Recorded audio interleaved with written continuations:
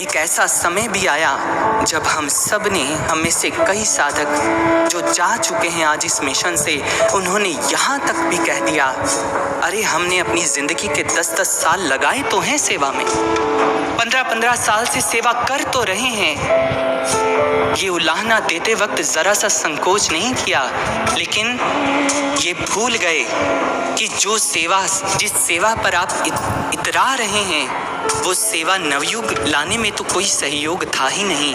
वो सेवा तो हमारे कर्मों को काटने का माध्यम था। अभी नवयुग को लाने में जो सेवा हमने करनी है, उसके लिए तो महाराज जी हमें तैयार कर रहे थे, लेकिन हम उसी तैयारी में हमने इतनी विकृतियां ला दी कि हम महाराज जी के उद्देश्य से कोसों दूर चले गए। इसीलिए तो श्री महाराज जी को आज ये समझाना पड़ा, जो एक एक क्षण अपना व्यर्थ गवाए, जो गुरु के वचन को कर्म में ना लाए, जो समझे ना खुद औरों को समझाए, वो आशु प्रभु का प्यारा ना होगा।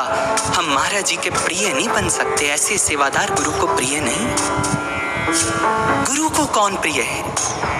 एक बार किसी सेवादार भाई ने महाराज जी से प्रश्न किया, महाराज जी आपको कौन सी सेवा सबसे अधिक प्रिय लगती है? कौन सी ऐसी सेवा है जो आपको सबसे अच्छी लगती है? महाराज जी ने उनको कहा कि हमें तो सभी सेवाएं अच्छी लगती हैं। हर सेवादार वो मिशन के किसी भी फ्रंट पर क्यों नहीं खड़ा, अगर वो भावना से सेवा कर रहा है, हमें हर सेवा अच्छी लगती है। उस भाई ने कहा, महाराज जी लेकिन कोई एक ऐसी सेवा तो होगी जो आपको बहुत अधिक प्रिय है। महाराज जी ने जैसे ही ये सुना, महाराज जी ने कहा, हाँ एक सेवा है, प्रचार की सेवा। जैसे ही उस भाई ने सुना, उसकी नजरें थोड़ी सी झुक गई और वो सोचने लगा कि इसका मतलब महाराज जी को प्रचारक ही अच्छे लगते हैं, हम नहीं। महाराज जी ने 2 मिनट रुके और महाराज जी ने कहा, सुनो अभी हमारी बात पूरी नहीं हुई है। हमें प्रचार की सेवा अच्छी लगती है, लेकिन वो प्रचार जो केवल मुख से बोलकर ना किया जाए, जिसमें आपका चरित्र बोल करके प्रचार करे, जिसमें आपका रोम रोम बिना बोले बताए समाज को कि ये है श्री आशुतोष महाराज जी का शिष्य, ये है जिसके रोम रोम में ज्ञान उतरा हुआ है, ये है जिसने गुरु महाराज जी के आदर्शों को घोल करके पी लिया है। महाराज जी कहते, ऐसी सेवा मुझे प्रिय है जिसका रोम रोम मेरा प्रचार करता है, रोम रोम मेरे मिशन का प्रचार करता है। साधुओं सोचिए, क्या हम ऐसे सेवादार बन पाए? हमने की है, बहुत समय से सेवाएं की हैं इस मिशन में, लेकिन आज एक बार जरूर चिंतन करें, हम ऐसे सेवादार नहीं बन पाए। हमने तो अपनी सेवा में अधिकार की भावना ले आए, अभिमान की भावना ले आए, लेकिन महाराज जी ने तो हमें ये नहीं सिखाया था। महाराज जी ने तो कभी ये कहा ही नहीं था कि ऐसे बनना है। महाराज जी ने तो हमेशा हमें झुकना सिखाया था, विनम्रता सिखाई थी, और वैसी विनम्रता जो विनम्रता महाराज जी के चरित्र से झलकती है। आप देखिए, हम इतनी सी सेवा करते हैं, किसी एक फ्रंट पर हम सेवा करते करते जब समय बीत जाता है, तो धीरे धीरे हमें ये लगने लग जाता है कि हम ही हैं जो ये कार्य कर सकते हैं, और इस अभिमान में, इस झूठे दंभ में आकर के हम ना जाने कितनों का अपमान कर देते हैं, कितने शुद्ध हृदयों को तोड़ देते हैं। महाराज जी का चरित्र देखिए आप, महाराज जी के चरित्र में आपको विनम्रता की ऐसी मिसाल दिखाई देगी कि जो आपको कहीं भी दृष्टिगोचर नहीं हो सकती। महाराज जी का कुल देखिए, महाराज जी की शिक्षा देखिए, महाराज जी का पदवी देखिए, महाराज जी का गौरव देखिए। आप सभी जानते हैं महाराज जी कहाँ से आए हैं, महाराज जी की बैकग्राउंड क्या है। महाराज जी ने शिक्षा डॉक्टरेट की है, लेकिन साधकों एक बार हम सभी महाराज जी से मिले, हम सभी का एक्सपीरियंस रहा है, क्या कभी महाराज जी के चरित्र से, व्यवहार से कभी झलका कि महाराज जी ने कभी ये प्रदर्शित किया कि मैं तुमसे बहुत ऊंचा हूं? महाराज जी हम जैसे बन करके इतने नीचे स्तर तक उतरे ताकि मैं इनको अपना बना सकूं, ताकि मैं इनको समझा सकूं। एक बार की बात है, जब महाराज जी खुद घूम घूम कर प्रचार करते थे, एक स्थान स्थान पर महाराज जी गए तो वहां जाकर के किसी को ज्ञान दिया।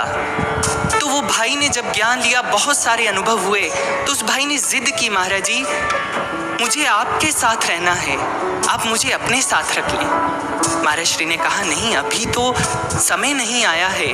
अभी तो हम घूम घूम कर प्रचार करते हैं। एक समय आएगा जब हमारा आश्रम होगा, और जब हमारा आश्रम बनेगा तब बहुत सारे प्रचारक होंगे, बहुत सारे समर्पित होंगे, तब तुम आ जाना।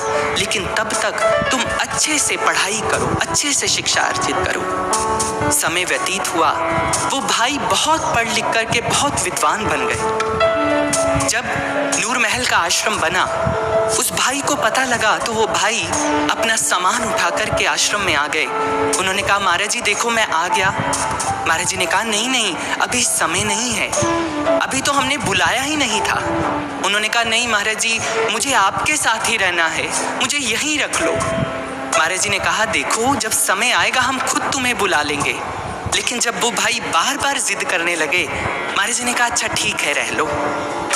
उस समय वो भाई जब 2 दिन ही व्यतीत हुए थे आश्रम में रहते हुए, संगत के साथ मिलते थे, तो 1 दिन 2 दिन के बाद ही वो महाराज जी के पास गए और जाकर के अपना सर पकड़ लिया। कहने लगे महाराज श्री मुझे तो कुछ समझ ही नहीं आ रहा है।